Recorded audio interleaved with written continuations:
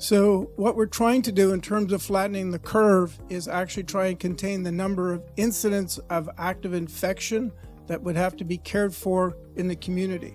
And so by delaying the incidents occurring in the population, instead of having a spike of cases that then could overwhelm the healthcare system, we would limit the number at any one time, delay it out over weeks to months rather than just weeks. And by doing that, we would reduce the chances that we would overwhelm any of our healthcare facilities or capacity here in the Valley. Flattening the curve is a term that's used quite frequently in epidemiology.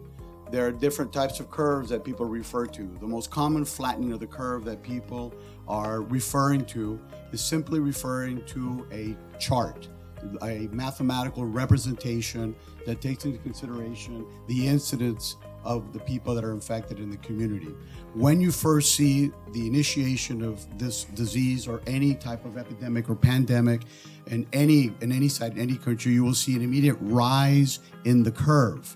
And that goes immediately up, and you look at the slope or the angle or how quickly it goes up.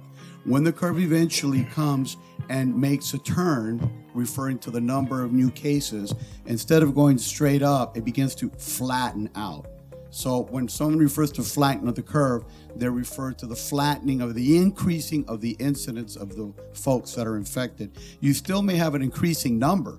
It's just the rate of which it's increasing becomes a lot less. So instead of having a curve that looks like, say, a horseshoe, you have a curve that started as a horseshoe and then it started to flatten out. That is a good thing. We want flattening of the curve.